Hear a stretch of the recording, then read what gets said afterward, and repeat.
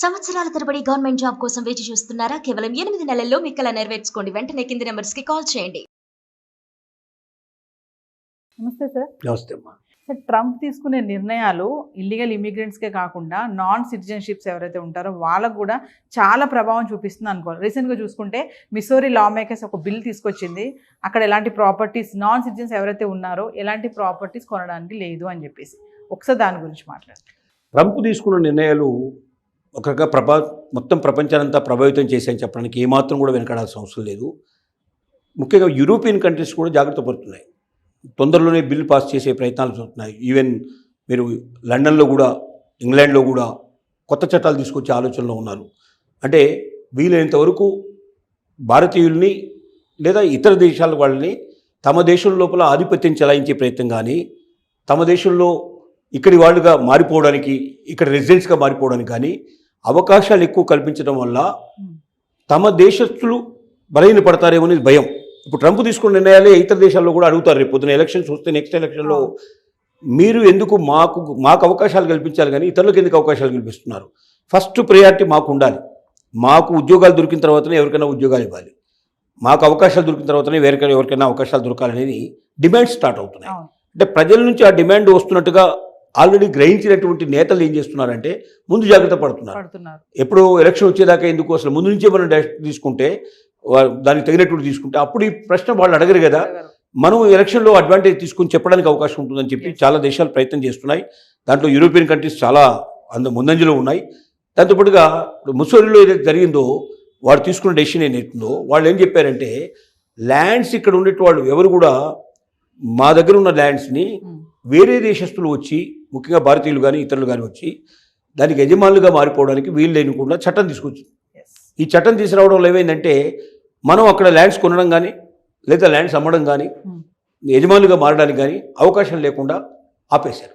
అంటే ఒక ఇండియన్స్నే కాదు, అదర్ కంట్రీస్ నుంచి వచ్చిన వాళ్ళు ఎవరిని కూడా లేకుండా వాళ్ళు ఆపే ప్రయత్నం చేశారు. ఎక్కువగా ఇండియన్సే చొచ్చుకుపోయే మనస్తత్వం ఉంటుంది కాబట్టి ఎక్కువ బలయ్యే వాళ్ళు ఇండియన్స్ బలే అవుతున్నారు. అసలు మన ఇండియాలో కూడా కాశ్మీర్లో ఒకప్పుడు, అంటే ఇప్పుడు కేంద్రపాలిత ప్రాంతం కాకుండా ఉన్నప్పుడు కాశ్మీర్లో ల్యాండ్స్ బయట వాళ్ళు కొనడానికి వీల్లేదు. బయట వాళ్ళు అంటే ఇండియన్సే కొనడానికి వీల్లేదు. ఓన్లీ కాశ్మీర్లో పుట్టిన వాళ్ళు, కాశ్మీర్లో ఉన్నవాళ్ళు, కాశ్మీరియన్స్ అయినప్పుడు ఆ కాశ్మీర్ పౌరుడుగా ఉన్నవాడు మాత్రమే అక్కడ ల్యాండ్ కొనాల్సిన అవకాశం ఉండేది.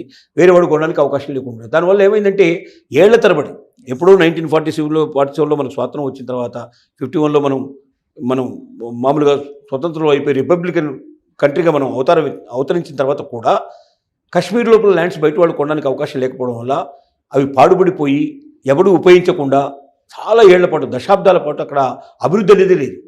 అభివృద్ధి లేకపోవడం వల్ల ఏమైందంటే రోజుకు అక్కడ ఉండేటువంటి కాశ్మీర్స్లో ఒక రకమైన అసంతృప్తి పెరిగిపోవడం, మనకు అవతల వాళ్ళు వచ్చి, పాకిస్తాన్ వాళ్ళు వచ్చి అనేక రకాల ఆశలు చూపించడం, తర్వాత వాళ్ళు ఇండియన్స్కి వ్యతిరేకంగా మారిపోయి మేము ఇండియాలో ఉండం, మేము పాకిస్తాన్లో కలుస్తామని చెప్పి కొంతమంది అనడానికి అవకాశం ఏర్పడి అసలు మాకు స్వతంత్రంగా మాకు ఒక కాశ్మీర్ అనేది దేశంగా ఉండాలి, మేము భారతదేశంలో అంతర్భాగంగా ఉండమని చెప్పి ఎదిరించినటువంటి పరిస్థితులు కూడా మనకు వచ్చాయి. ఎందుకంటే మన దేశంలో ఉన్న వాళ్ళే ఇండియన్సే కొనడానికి అవకాశం లేకుండా ఉంటారు. ఇప్పుడు ఏమైందంటే కేంద్ర పాలిత ప్రాంతంగా దాన్ని మార్చిన తర్వాత ఎవరైనా అక్కడ కొనుక్కోవచ్చు, ఎవరైనా పెట్టుబడులు పెట్టవచ్చు అన్నప్పుడు బ్రహ్మాండమైన అభివృద్ధి స్టార్ట్ అయింది. అక్కడ ఇండస్ట్రీస్ రావడం ప్రారంభమైనాయి, అక్కడ కల్టివేషన్ బాగా ప్రారంభమైనాయి, కొత్త పంటలు పండించే అవకాశాలు ఏర్పడ్డాయి, ఎక్కువ మందికి ఉపాధి కల్పించే అవకాశం అయింది, నిరుద్యోగం తగ్గిపోయింది. తద్వారా ఏమైందంటే ఎప్పుడైతే సంపాదన ప్రారంభమైందో వాళ్ళకి అర్థమైంది ఇప్పుడు భారతదేశం ఎంత గొప్పతనం ఏమిటో వాళ్ళు తెలుసుకునే ప్రయత్నం చేస్తున్నారు. ఇలాంటిది ఇతర దేశాలు చేయడంలో ఆశ్చర్యం ఉంది. మన ఇండియాలో ఉంది. ఇంకో ట్రైబల్ ఏరియాలో ఉండే వాళ్ళకు కూడా ట్రైబల్ పీపుల్ ఉంటారు. వాళ్ళ ల్యాండ్స్ కూడా ఎవరు పడితే వాళ్ళు కొనడానికి వీల్లేదు, ట్రైబల్సే కొనాలి. దానివల్ల కూడా ట్రైబల్ డెవలప్మెంట్ అనేది లేదు. ఆ అడవుల్లో ఉండే వాళ్ళు, అడవులకు దగ్గరగా ఉండేవాళ్ళు, వాళ్ళ ల్యాండ్స్ చాలా విపరీతమైన కాస్ట్ ఉన్నప్పటికీ, బయట కనబడుతున్నప్పటికీ వాళ్ళు అమ్ముకోలేరు. కాబట్టి వాళ్ళకి ఎప్పటికీ కూడా ట్రైబల్స్కి అమ్మాల్సిన పరిస్థితి ఏర్పడుతుంది. ట్రైబల్ పేరుతోటే కొనాలి ఎవరు కొన్నా కూడా. దీనివల్ల కూడా ట్రైబల్ డెవలప్మెంట్ అనేది ఎక్కువ జరగట్లేదు. దానికి కూడా ఇప్పుడు గవర్నమెంట్స్ ఆలోచిస్తున్నాయి ఏ రకంగా ట్రైబల్స్ని, వాళ్ళని కూడా మన జనజీవన స్రవంతిలో ఎట్లా కలపాలని ఆలోచిస్తున్నాయి. కాబట్టి ఇతర దేశాల్లో ఉండే వాళ్ళు ఇక జాగ్రత్త పడాల్సిన పరిస్థితి ఏర్పడింది. రోజుకి వాళ్ళు మీద ఒత్తిళ్లు పెరుగుతాయి. ట్రంప్ వల్ల ప్రపంచంలో ఉండే అన్ని దేశాల్లో కూడా రోజుకి ఇప్పటికి లేని ఆలోచన లేని వాళ్ళు కూడా కొత్తగా ఆలోచించడానికి అవకాశాలు కల్పించబడ్డాయి. అంటే సార్ అక్కడ రియల్ ఎస్టేట్ మార్కెట్లో కూడా విదేశీ ప్రభావం ఎక్కువ రాకుండా ఉండడానికి కూడా అనుకోవచ్చు అంటారా? అంటే విదేశీ ప్రభావం ఉండడం వల్ల వాళ్ళ రేట్లు బాగా పెరుగుతాయి, వాళ్ళకి కూడా కొంత కొంత లాభం కలిగే అవకాశాలు ఉన్నాయి. కానీ ఎక్కడ ఇండియన్స్ బలపడిపోతారో, ఎక్కడ డామినేట్ చేస్తారో, చివరికి మన దేశంలోనే మనం రెండో పౌరసత్వంగా ద్వితీయ పౌరులుగా ఉండాల్సిన పరిస్థితి ఏర్పడుతుందనే భయం కూడా కొన్ని దేశాల్లో పట్టుకుంది. అందువల్ల కూడా ఇలాంటి బిల్లులు తీసుకొచ్చి ఇండియన్స్ని వీలైనంత వరకు దూరంగా పెట్టి ఇండియన్స్కు అవకాశాలు తగ్గించేసి తద్వారా తమ మీద వేరే దేశస్తులు వచ్చి డామినేట్ చేసే పరిస్థితులను ఆపాలనే ఒక ఆలోచన కూడా దీని వెనుక దాగి ఉంటుంది.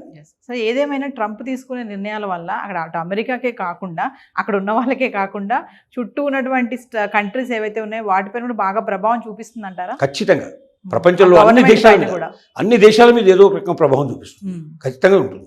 అసలే అమెరికా ప్రపంచంలోనే అగ్రదేశమే, ఇప్పుడు అనుకున్నా కాకపోయినా ఒక రకంగా అగ్రదేశంగానే ఉంది, నెంబర్ 1 పొజిషన్లో ఉంది ఇప్పటికీ.